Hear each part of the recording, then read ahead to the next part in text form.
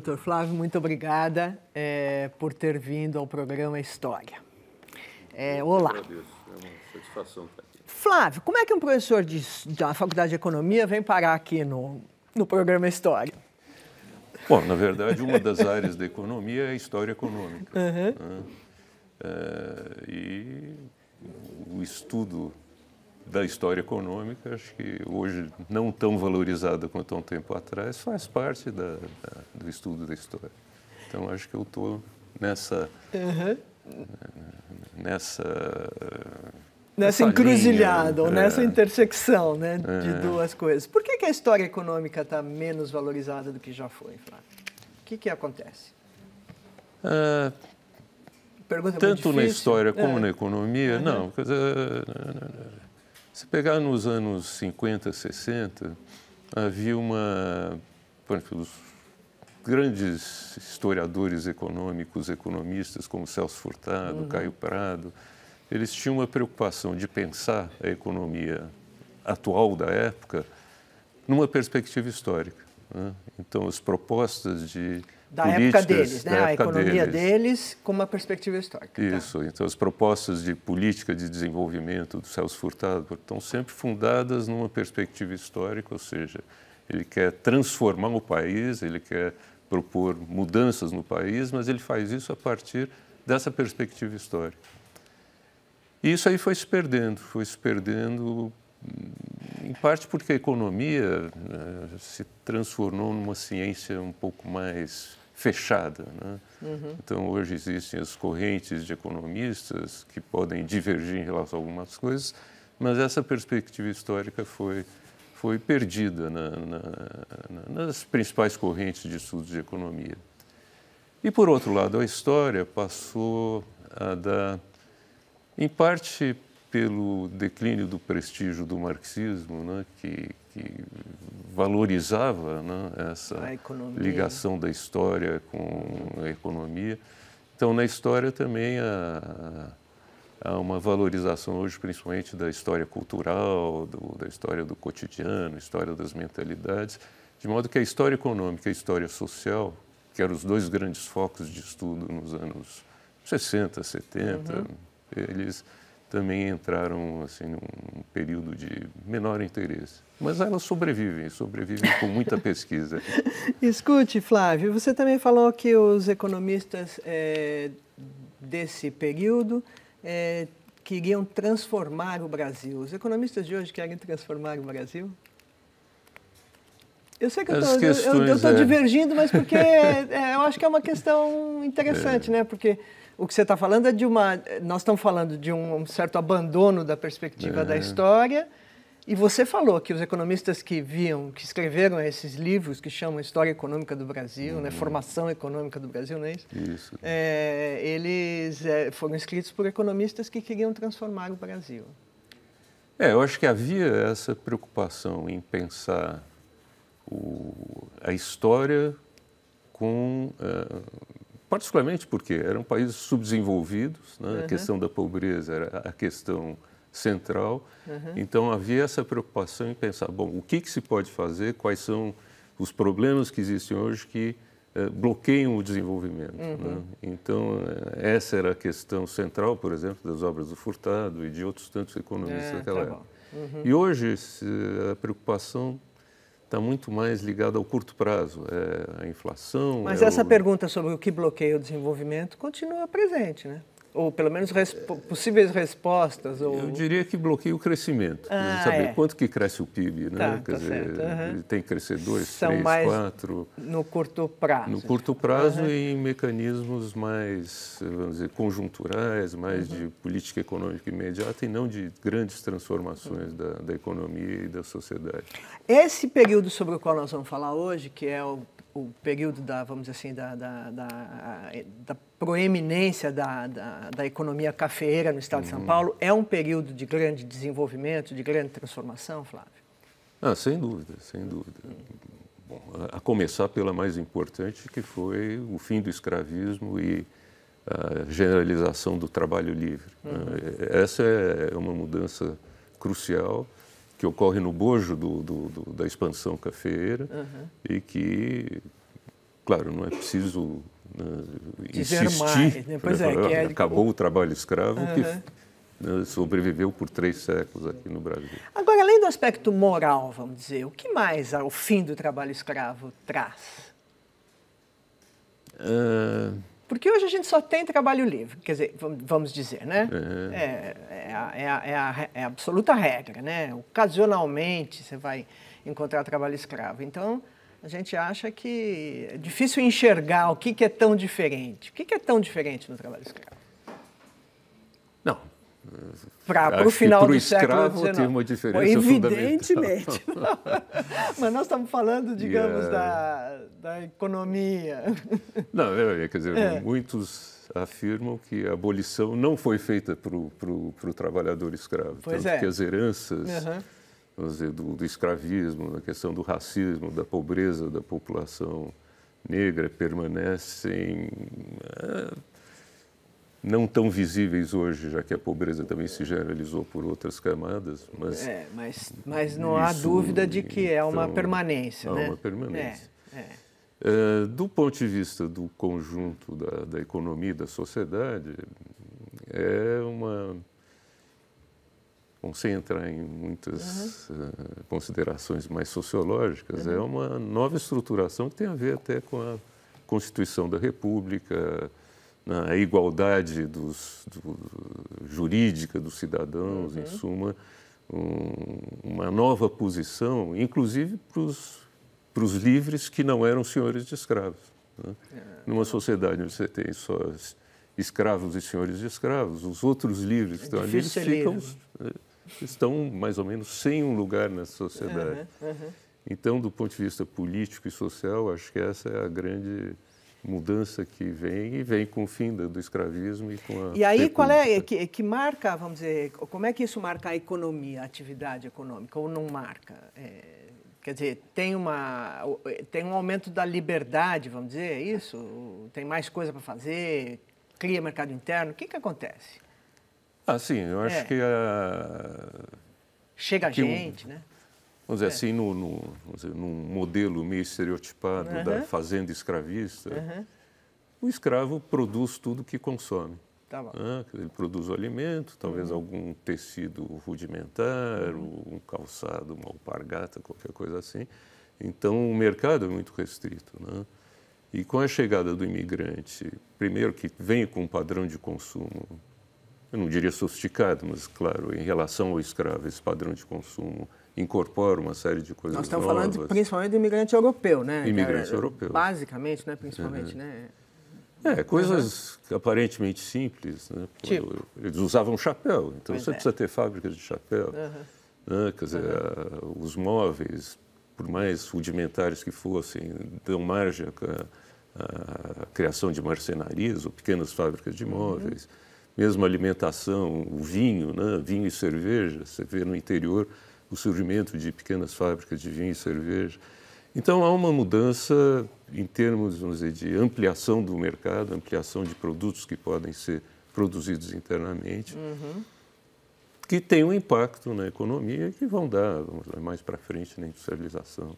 E quem é que importa vinho ou que fabrica vinho e cerveja, por exemplo, e chapéu? Porque nas primeiras relações de indústrias, de fábricas da cidade de São Paulo, tem lá 2 fábricas de chapéu, ali no seu texto. Que uma, eu me lembro, era do Stritzmeier, que era um alemão. Né? Mas no interior, nas cidades do interior, sempre tem uma fábrica de vinho, de cerveja, às vezes de chapéu, coisa assim. E quase sempre de estrangeiros. Né? Você vê o nome do proprietário, é um estrangeiro. Né? E quanto... Diga. Que traz... que ele trouxe da Europa a habilidade para fazer isso. Né?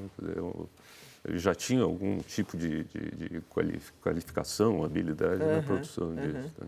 E quantos imigrantes vêm para São Paulo? E quantos imigrantes vêm para São Paulo por causa da cultura cafeeira? Olha, os números da década de 80 são muito expressivos. Nós estamos falando de 1880, vamos esclarecer. Isso. A imigração começa nos 70, mas é pequena. Nos anos 80, ela se intensifica principalmente depois de 1885. Eu não vou ter o número de cabeça, mas são milhares, às vezes centenas de milhares de imigrantes que entram por ano. Né? Tem um certo momento, eu li num outro livro, que mais de metade da população da cidade de São Paulo é de italianos. Ah, sim. Então é uma coisa... É muita gente É que muita veio, gente, é muita né? gente. Você imagina, a cidade de São Paulo, em 1890, devia ter o quê? 70 mil habitantes, alguma coisa assim. E, bom, no estado de São Paulo, na província do estado de São Paulo, entraram, acho que quase 1 milhão de imigrantes nessa década de 80. Então, é um número bem expressivo. Tá, isso com os imigrantes, então, como a gente já disse, vem pessoas que vêm hábitos de consumo, mesmo que as pessoas sejam pobres, vem gente que sabe fabricar coisas. Bom, e essas pessoas, como é que eles vêm trabalhar? Eles vêm trabalhar, você disse, trabalhadores livres. Trabalhadores livres, mas eles são assalariados? Veja bem, no café não. Aí a gente pode voltar um pouco atrás. Tá bom. Com a expansão cafeira a partir em São Paulo, na região de Campinas, em direção ao interior.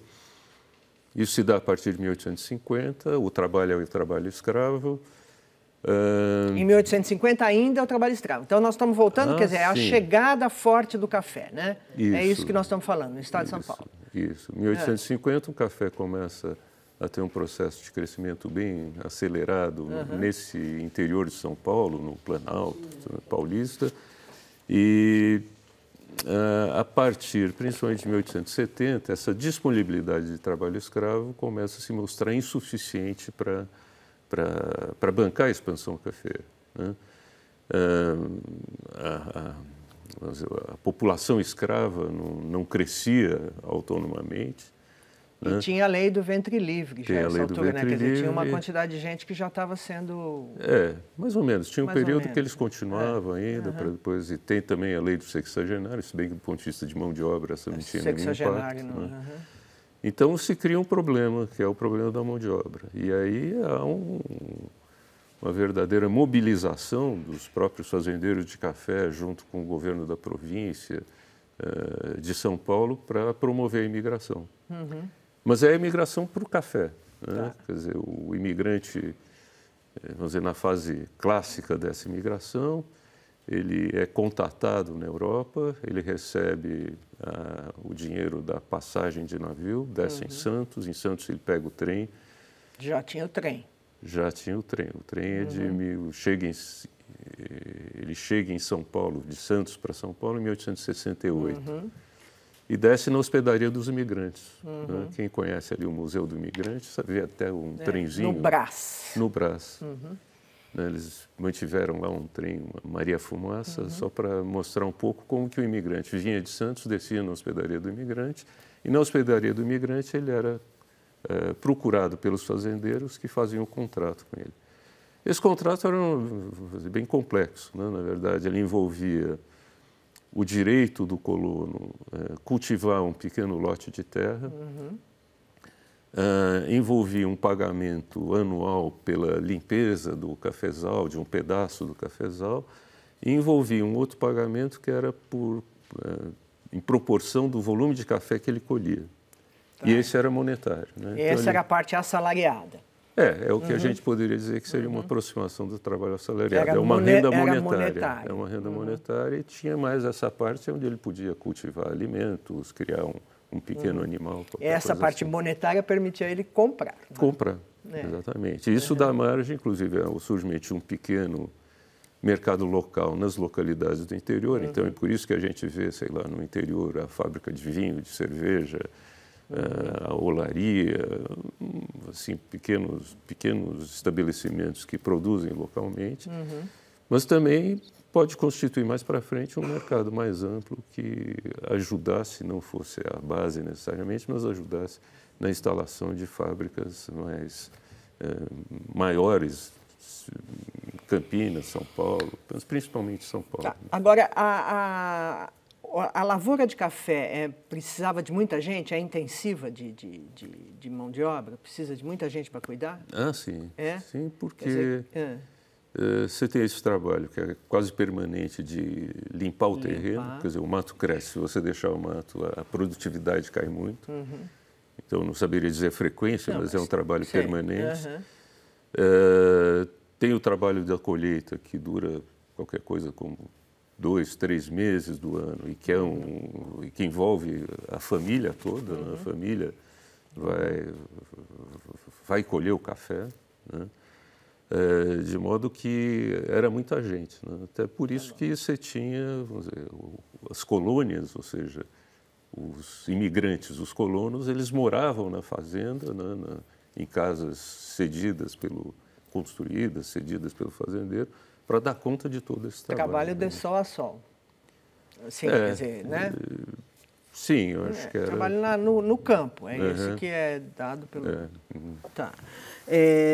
Bom, então isso é o comum no campo. Agora, você disse que os imigrantes vinham de Santos, tomavam o trem da Santos Jundiaí, não é isso? Santos Jundiaí. Desciam no Brás e iam para a hospedaria dos imigrantes. Bom, então a ferrovia aí, essa ferrovia, que é o teu objeto principal, é o objeto principal da nossa entrevista, ela precede essa década de 80. Então vamos começar a falar do que a ferrovia tem a ver com o café. Nessa altura, o Brasil ou São Paulo? São Paulo era o principal produtor. Nessa época, em 1880, 90? O Rio de Janeiro ainda era importante, mas São Paulo está...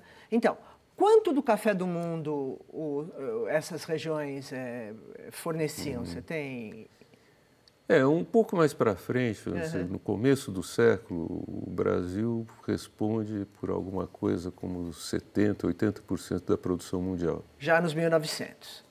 Tá bom. Então está indo nessa direção. Qualquer coisa como 60%, provavelmente. E é uma fase que o consumo do café está aumentando no mundo, não diminuindo? Não, aumentando. Aumentando. O mercado é crescente. Tá bom. Tá. E aí vamos lá falar então de café e ferrovia. Um dos problemas da expansão cafeira era o custo de transporte, porque o transporte era feito sobre o lombo dos animais, né? Ou seja,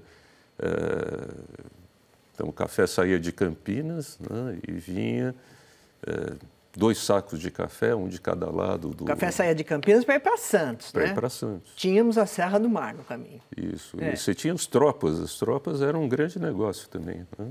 Porque envolviam um grande número de animais, né? E a distância era grande, né? E quanto mais o café ia para o interior, maior a distância e maior o custo para realizar esses transportes. E o transporte era, quer dizer, as vias, as estradas, que eram estradas de rodagem, vamos dizer assim, eram muito precárias, né? Então, na época de chuva, os animais atolavam, perdiam o café porque o café caía na lama. E principalmente na serra. A serra já tinha algumas estradas, mas mesmo assim o risco de descer a serra com um animal carregado com 120 quilos, né, nas costas era muito grande. 60 de cada lado, né? 60 de cada lado. Então, frequentemente, os animais caíam, rolavam serra abaixo, se perdia o café. Isso parece pouco profissional, vamos dizer assim, se você tem que exportar café em quantidades cada vez maiores, né? E aí, quer dizer, com essa perspectiva de expansão da produção, porque o mercado está absorvendo, né, o café está dando grandes lucros. E surgiu na Inglaterra, lá em 1830, na Estrada de Ferro, se vê a possibilidade de aproveitar a Estrada de Ferro como uma forma de reduzir o custo de transporte, dar maior segurança para esse transporte de café, né? Então, em 1850 e poucos, o Mauá tem uma concessão para construir uma estrada de ferro de Santos até Jundiaí, que é a Santos Jundiaí. Ele repassa essa concessão para uma empresa inglesa, que vai ser a São Paulo Railway, né? E essa construção, que foi toda complicada, porque era superar de engenharia, a serra. Exato. Foi uma construção demorada, complicada, e a estrada de ferro chega em São Paulo, Jundiaí, em 1868. Tá, então levou 10 anos fazendo? Mais? Não, da concessão até o início das obras deve ter levado uns 3, 4 anos. Então acho que foi qualquer coisa como 8 anos. Então, assim. E aí o capital, então o capital que construiu foi em inglês dessa empresa chamada São Paulo Railway. O Mauá tem uma queixa, ele disse que ele gastou dinheiro lá nas obras, no Barão de Mauá, Irineu Evangelista de Souza. Diz que ele gastou 20 mil libras no início da obra e os ingleses não teriam devolvido para ele. Mas, enfim, isso aí fica por conta das queixas do Mauá. Tá, e por que era Santos Jundiaí? Por que não ia para Campinas? Isso é uma coisa que me... A concessão inicial foi essa. Tá bom. Né? E aí, quando... Santos Jundiaí passando por São Paulo, que é o que nos interessa. Passando por São Paulo, a primeira Estação da Luz, que era uma estação bem modesta e tal. Não é essa portento que foi ser depois, né? Isso. E aí se colocou o problema, então, bom, está em Jundiaí, mas o café já está bem para frente. Né? Então, surgiu o interesse em expandir, né, essa estrada de ferro. Por qualquer razão. Aí a empresa inglesa que tinha a preferência não quis construir a continuidade.